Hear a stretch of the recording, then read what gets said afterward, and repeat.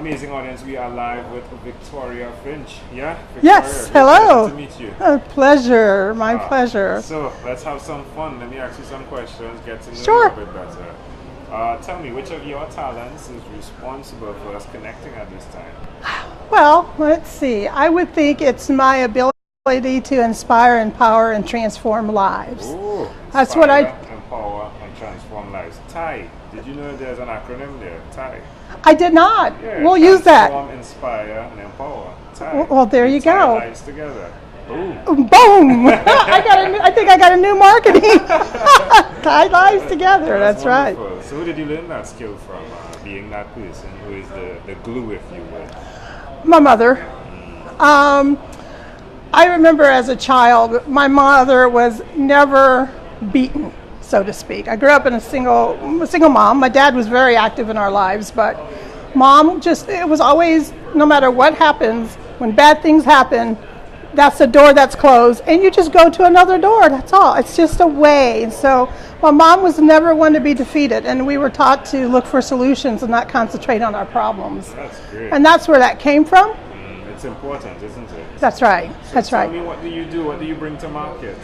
Well, I like talking to people, and part of the inspire is because we all have something that God has given us, or the universe has given us, some type of passion. So what I do is I work with entrepreneurs or would-be entrepreneurs just to kind of pull that out of them and find out what they enjoy to do. And then we figure out how to turn that into a brand.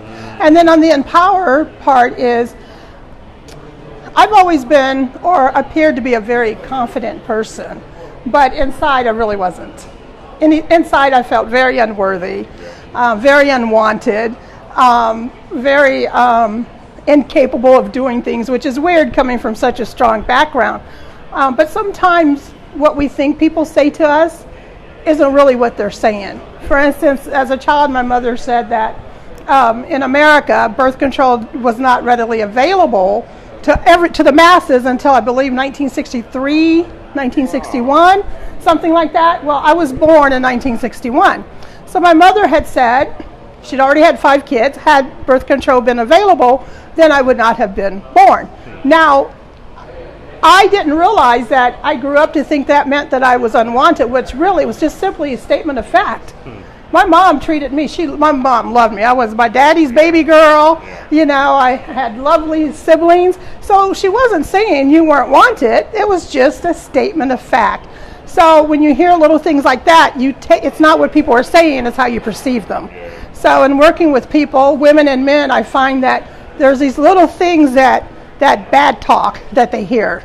And so I really just want to empower people to say, you know, it's not about what you think or what you've been told. It's about that talent that's within you, that burning desire to make a difference in life. And with that comes the transformation. Where can people connect with you who are listening? I can be reached at, we are working on my website right now, victoriafinchinterntional.com, but you can find me on Facebook at Victoria Finch International. Just ask Victoria. Yeah, I like that. That's what I like about Facebook. It's that one touch, like you could get to me immediately. Yeah? Yes. It does that. The website is good. It helps. Yeah? Yes. ClickFunnels, great. Yeah? Yes. However, being able to be accessible is very yes. And you can email me, Victoria at victoriafinchinternational.com, or call me. Pick up the phone. I like talking to people. 317-527-1440. There we go. What is one other thing you've done consistently over the last 3 years? Growth. How does that make you feel? Growth is very, very important. I hit a wall last August where I just lost my way. All those things I'd grown up, all that bad talk I'd heard and convinced myself of, no matter how confident I looked on the outside, started just really getting to me. And so I eventually hit that wall and realized I never truly loved myself. And so I took some time off social media. I went to my sister's because I knew I'd be quiet there. Did a lot of reflection, did a lot of reading. And out of that came my book, 13 Ways to Knock Down the Wall on the Journey to Self-Love. And so I learned self-forgiveness. I learned that it's not about my circumstances, it's about what's going on the inside, because until you change you, nothing changes. So that book was spawned out of that, and I've just been growing. And I teach, I tell people, keep your mind sharp, always learn, be an avid learner. It's important, isn't it? Yeah. Why did you choose 30? Huh? Why did you choose 30? Well, I have tons of things, and I was going to do 21, because at 21, that's when you can do anything on your own, right? You don't have to worry about, it's all on you, it's your responsibility. But as I started putting them together, for some reason or another, the number 13 stuck with me, because the number 13 to me has always been a completion number. You have 12 juries and a judge. Jurors, and a judge. You have, if you're a Christian, you have 12 disciples and Jesus. You have 13 states that became the United States. So 13 is always a completion number. So that's why I chose 13. But I do have 2 bonus ones in the book. That's good. So they are bonuses. 2 bonus, yes. All right. What's one other thing you've done consistently over the last 3 years? I have made it my mission in life to make everyone I meet a little better than when I saw them. And whether that's a smile, whether that's just, some people just want to be heard. I've learned to say, do you want me to give my opinion, or do you just want to vent? That's a good disclaimer, Steve, right? That's wonderful. All right. Well, let's switch gears for a moment. Let me now invite you into my time machine. Sure. That is surrounded with beautiful, warm blue Caribbean water. Victoria, what is your earliest childhood memory? My what? Earliest childhood memory. Earliest childhood memory. I would say my brother's push me off the bed on my head. That's when people say I'm crazy. I say I don't have far to go. How many siblings do you have? I have 5. How old were you? I was probably 2 or 3 years old. Why do you think that memory is so clear? I really don't know, because it hurt. Now, my second memory was I was the youngest of 6 children, so they all had to take care of me because my parents worked. And one memory, most of my memories are kind of funny, actually. One of them was they decided that they were going to let me run away, because I always threatened to run away. I was about 5 years old. So they packed me up. They got a stick from the yard. They took a bandana and they put bread in there for me. Gave me a cup of water and sent me on my way down the street. I get about to the corner and my mom comes around the corner. She sees me walking with, I don't know, if you ever watched the Snoopy character, right? That's where they got it from, with a stick, right? So my mom comes around the corner and she sees me. She's like, well, where are you going?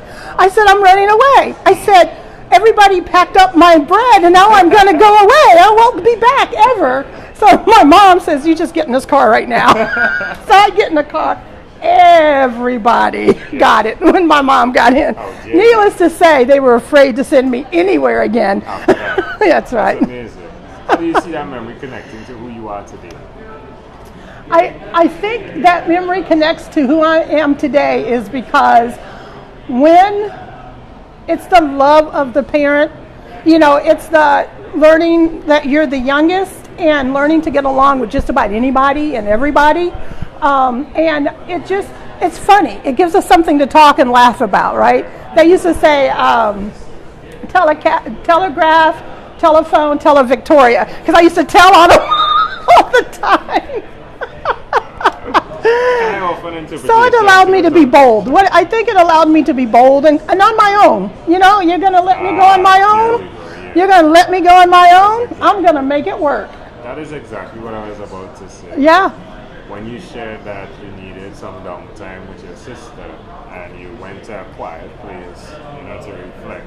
Yes. As I was going to say, it's fascinating that you as an individual need to have those spaces in your life. Right? I do. Pack your bag with the bread, right? And go reflect. Exactly. That's Absolutely. But it's important to have family to come back to. Exactly. Yeah? Yes. That's amazing. If we fast forward to when you were 12 years old, what was your favorite song? 12 years old. I believe Motown came out back then. Right, I could see you. The first record I ever bought was Michael Jackson. It was ABC. Yeah. 1, 2, 3, that one. It's easy as 1, 2, 3. Got me singing on here. But yeah, that was I remember I was at Grandma's house and I walked down to the variety store. Yeah. Grandma had given me some money because I loved, and I bought, that was my first record. I was listening to Motown. Yeah. Check this out. So ABCTIE, right? Just it, right? He's got me figured out. I love it. So there we go. All right, my friend, we've arrived at our destination, but before we get off of this time machine, there's a small declaration form, so it's yes or no. Yeah? Okay. Are you ready? Okay. Have you chosen someone to pass on your skills to? Absolutely. Are you married? No. Do you have children? Yes. Do you believe in God? Yes. Do you have an inner circle of friends?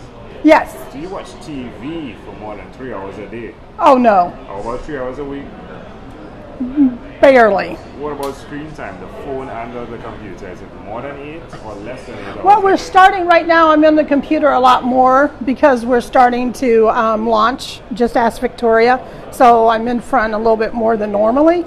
But I would say that I'm on Facebook more than I need to be. So I have to take Facebook breaks. Yeah. Which when I do go off grid, I tell my kids I'm going off grid unless you're dying, bleeding, or dead, don't call me. And I literally, no, I don't do that. I have 3 wonderful children. 2 boys and a girl, or 2 girls and a boy? 2 boys and a girl. All right.